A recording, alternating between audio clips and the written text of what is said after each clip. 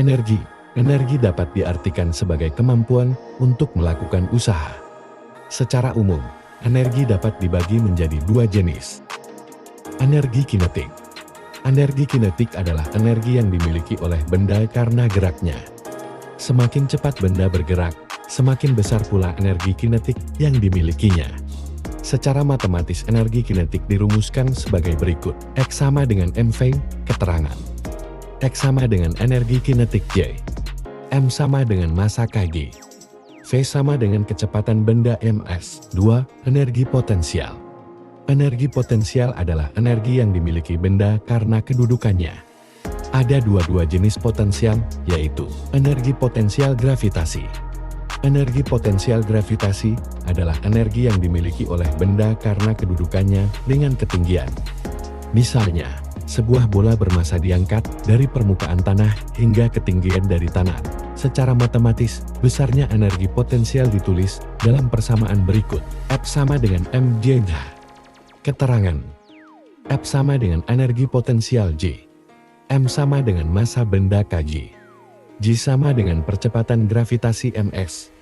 H sama dengan ketinggian benda m. B. Energi potensial pegas.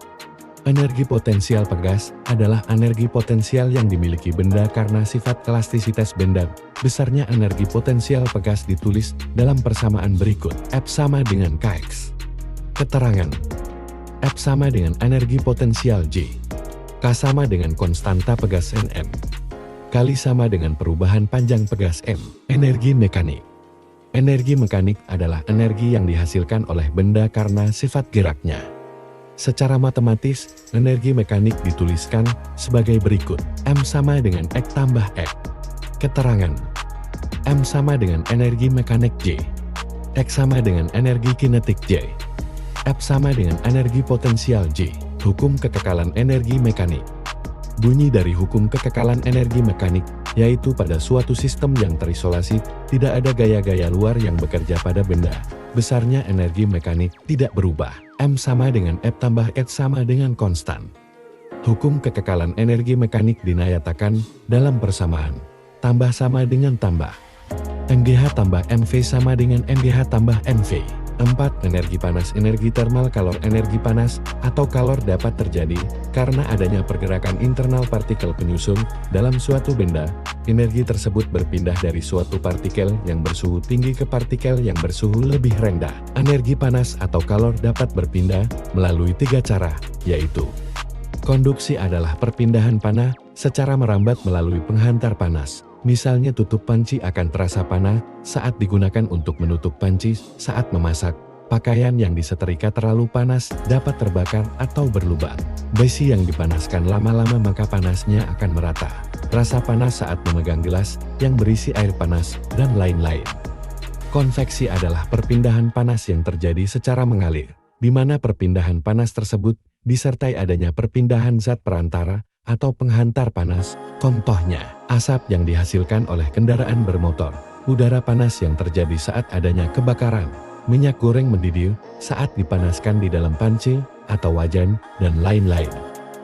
Si radiasi merupakan perpindahan panas tanpa melalui perantara atau penghantar panas. Misalnya dinding rumah bagian luar yang terkena matahari akan terasa panas. Petani menjemur hasil panenannya agar kering terkena sinar matahari. Baju dijemur di bawah sinar matahari akan menjadi kering, dan lain-lain. Contoh dari energi panas yang terjadi dalam satu proses sekaligus dapat kita amati saat kita memasak air dengan menggunakan api kompor. Suhu dari api akan berpindah ke air, sehingga air yang kita masak dapat mendidih. Saat terjadi perpindahan panas dari api sampai ke tangan kita adalah contoh dari radiasi. Perpindahan panas dari panci sampai ke tangan melalui pegangan panci adalah contoh terjadinya konduksi.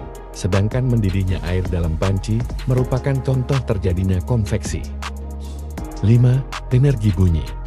Energi bunyi adalah energi yang dihasilkan dari partikel-partikel udara yang berada di sekitar sumber bunyi. Setiap terjadinya getaran pada suatu benda pasti akan menimbulkan energi bunyi.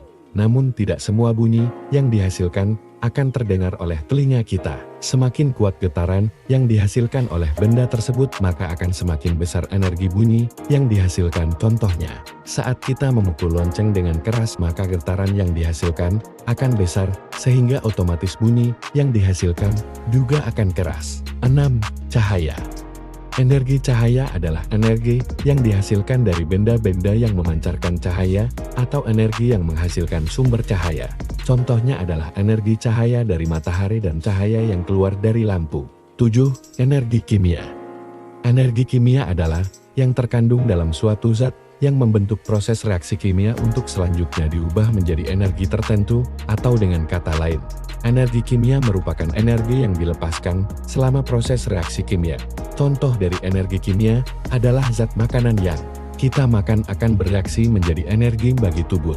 Reaksi kimia yang terjadi akan mengubah zat makanan tersebut menjadi energi untuk aktivitas kita. 8. Energi listrik. Energi listrik ialah energi yang timbul sebagai akibat perpindahan muatan-muatan listrik. Energi listrik ini mengandung muatan listrik bergerak yang dapat menimbulkan arus listrik. Energi listrik ini adalah jenis energi yang paling banyak digunakan dalam kehidupan kita sehari-hari. Energi listrik kita gunakan untuk menghidupkan alat-alat elektronik yang ada di rumah kita. Energi nuklir. Energi nuklir ialah jenis energi yang dihasilkan dari reaksi inti oleh bahan radioaktif. Dengan kata lain, energi nuklir merupakan reaksi nuklir yang terjadi pada inti atom yang bergabung atau pecah menjadi inti atom dan partikel lain akibat adanya perubahan pada inti atom. Maka pembelahan atau penyatuan inti atom akan menghasilkan energi yang sangat besar. Energi yang dihasilkan dari reaksi nuklir ini sangat besar sehingga dapat dimanfaatkan sebagai pembangkit tenaga listrik. Selain air dan minyak bumi, dari bermacam energi yang diuraikan di atas, energi yang sering digunakan oleh manusia adalah energi listrik.